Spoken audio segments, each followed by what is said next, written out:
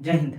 स्वागत है आज की वीडियो में। तो पिछली वीडियो में हम लोगों ने भाग 3 शुरू किया था और भाग 3 में हम लोग समझे थे मूल अधिकार। मूल अधिकार होता क्या है और मूल अधिकार समझने के बाद हम लोग देखा था आर्टिकल 12 और 30। तो उसके आगे आज हम लोग को देखना है समानता का अधिकार जो आता है 14 से 18 तक। तो आइए देखते हैं समानता का अधिकार।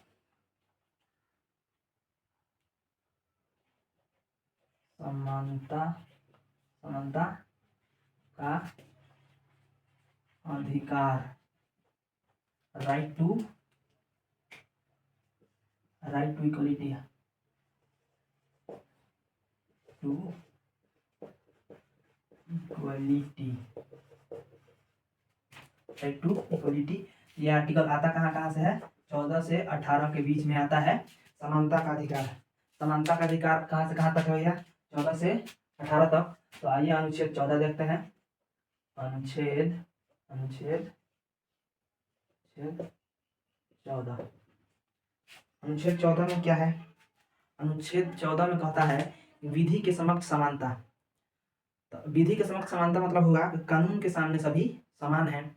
अगर कोई भी व्यक्ति बड़ा हो या छोटा हो, वो सब क्या है? कानून के सामने समान है। अगर कोई भी व्यक्ति अगर कोई अपराध करता है तो उसे कानून के सामने, कानून में जो अपराध किया उसको जो सजा लिखा होगा वही सजा दिया जाएगा। ना कि कोई अगर गरीब है तो जो अपराध किया है तो वो सजा छोड़कर कोई बड़ा सजा सुना दिया जाए, ऐसा नहीं हो सकता है। क्योंकि कानून में लिखा है कि विधि के समक्ष समानता, यानी कानून के सामने सभी समान है। जो अपराध, कोई भी व्यक्ति जो अपराध करता है उसका वही सजा दिया जाएगा जो जो उस अपराध के द्वारा जो अपराध किया उसको, जो अपराध लिखा गया है कि ये अपराध करने पर ये सजा मिलेगा, तो उसे वही सजा दिया जाएगा जो कानून में लिखा है। इसीलिए कहा गया है कि विधि के समक्ष समानता, गरीब से गरीब, अमीर से अमीर व्यक्ति कानून के सामने सब समान है। या कोई भी बड़ा अधिकारी हो या कोई गरीब व्यक्ति हो, सब जब कानून के सामने जाते हैं तो कानून के सामने सभी एक बराबर है। ना कोई ऊपर है ना कोई नीचे है, सब कानून के सामने एक समान व्यक्ति है, एकदम नॉर्मल। ठीक है, तो ये क्या कहा गया है अनुच्छेद 14 में? विधि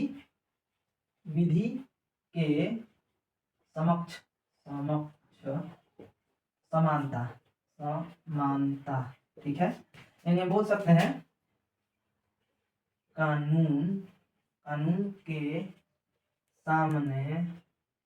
सामने सब बराबर हैं या समान है। ठीक है, विधि के समक्ष समानता 14 में क्या कहा गया? विधि के समक्ष समानता, कानून के सामने सभी समान हो, राजा हो या रंक, जिसका असर होता है अमीर या गरीब, कोई बड़ा अफसर हो या कोई छोटा अफसर हो, सभी क्या है? कानून के सामने सभी समान व्यक्ति हैं। कोई भी बड़ा कोई भी छोटा नहीं है। इसके आगे आता है 15। अनुच्छेद 15 में क्या कहता है? अनुच्छेद 15 में कहा गया है जाति, धर्म, लिंग या कोई भी खास स्थान के नाम पर आप भेदभाव नहीं कर सकते हैं। ठीक है, क्या कहा गया है? जाति, धर्म या लिंग और किसी खास स्थान को लेकर भेदभाव नहीं किया जाएगा। ठीक है, कोई भी व्यक्ति आपको जाति को लेकर सता नहीं सकता है, या धर्म के नाम पर कोई आपको सता नहीं सकता है, या लिंग के नाम पर, लड़का लड़की के नाम पर आपको कोई सता नहीं सकता है। ये भेदभाव नहीं कर सकता है।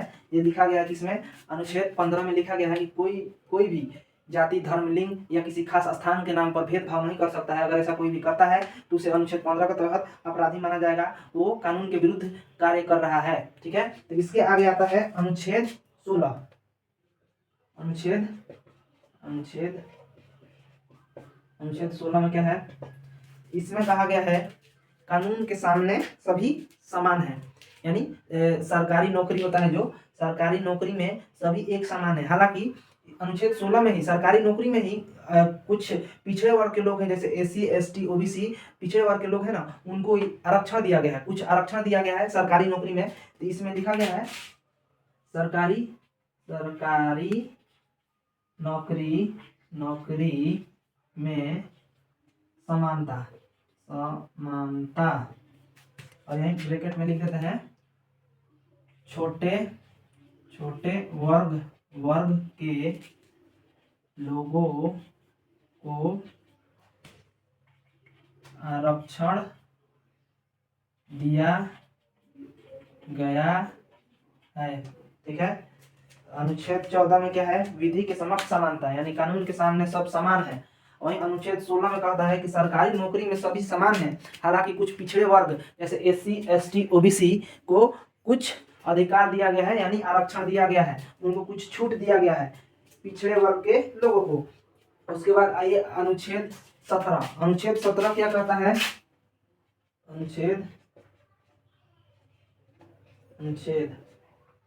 17 इसमें कहा गया अस्पृश्यता, अनटचबिलिटी, यानी इसका मतलब हुआ छुआछूत। ठीक है, अस्पृश्यता छुआछूत। ठीक है, अनुच्छेद 17 में लिखा गया अगर कोई भी व्यक्ति अगर छुआछूत को मानता है या बढ़ावा देता है या ऊंच नीच में भेदभाव करता है कि तुम नीचे हो हम ऊपर हैं, उसको लेकर अगर ये भेदभाव करता है, छुआछूत करता है, कोई भी व्यक्ति हो गया, तो कानून के विरुद्ध काम कर रहा है, वो अनुच्छेद 17 के तहत वो अपराध कर रहा है। क्योंकि ये कानून में स्पष्ट लिखा गया है कि अगर आप छुआछूत करते हैं, अगर आप भेदभाव सोच रखते हैं कि ना ऊंच नीच होता है, तो ये गलत है, क्योंकि आप कानूनी अपराध कर रहे हैं। ये कानून में लिखा गया है कि कोई भी व्यक्ति भेदभाव नहीं कर सकता है, छुआछूत नहीं कर सकता है, क्योंकि इसे रखा गया है समानता का अधिकार में, सभी लोग समान हैं, कोई भी बड़ा या छोटा नहीं होता है। इसके बाद आता है अनुच्छेद 18। आर्टिकल 18 में कहा गया है, अनुच्छेद 18 इसमें क्या कहा गया है, आइए इसको मिटा के देखते हैं। अनुच्छेद 18 ज्यादा नहीं मिटाएंगे, एक मिटा देते हैं, वहीं में खत्म हो जाएगा वो अनुच्छेद 18। तो इसमें कहा गया है अनुच्छेद 18 17 बता दिए, अस्पृश्यता। इसमें कहा गया है उपाधियों का अंत, जैसे आप भारत के शिक्षक का उपाधि, ठीक है, या भारत रत्न या डॉक्टर का, इंजीनियर का, जो इंडिया में ये उपाधि है, इंडिया के कॉलेज में पढ़कर अगर आप ये उपाधि लेते हैं, इंडियन गवर्नमेंट से ये उपाधि लेते हैं, तो कोई दिक्कत नहीं है। ठीक है, ये आपकी उपाधि बनी रहेगी। वहीं हालांकि अगर आप विदेश किसी और देश से डॉक्टर का, इंजीनियर का अगर कोई भी उपाधि अपने पास रखना चाहते हैं, तो आपको राष्ट्रपति से अनुमति लेनी होती है कि हाँ, राष्ट्रपति अगर अनुमति देंगे कि हाँ आप ये उपाधि रख सकते हैं, तो आप ये उपाधि रख सकते हैं, अन्यथा ये आपका उपाधि रद्द कर दिया जाएगा। इसीलिए इसमें लिखा गया है उपाधियों का अंत। ठीक है, तो अनुच्छेद 18 समझ में आ गया, उपाधियों का अंत। तो 14 में क्या है, कानून के सामने सभी समान हैं।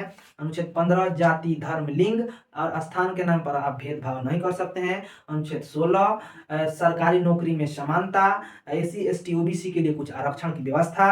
अनुच्छेद 16 में ही अनुच्छेद 17 कहता है अस्पृश्यता, छुआछूत, अगर कोई भी व्यक्ति छुआछूत करता है तो वह एक अपराध है, उसे अनुच्छेद 17 के तहत दंडित किया जाएगा। और अनुच्छेद 18 कहता है उपाधियों का अंत, अगर आपको विदेशी उपाधि रखना है तो आपको राष्ट्रपति की अनुमति लेनी पड़ेगी। ठीक है, तो आज हम लोग आर्टिकल 14 से लेकर 18 तक देखे हैं, जिसे हम समानता का अधिकार बोलते हैं, और समानता का अधिकार भाग 3 के ही अंतर्गत आता है। ठीक है, तो इसके अगले वीडियो में हम लोग देखेंगे स्वतंत्रता का अधिकार, भाग 3 का ही अगला टॉपिक। बस आज के लिए बस इतना ही। जय हिंद, जय भारत।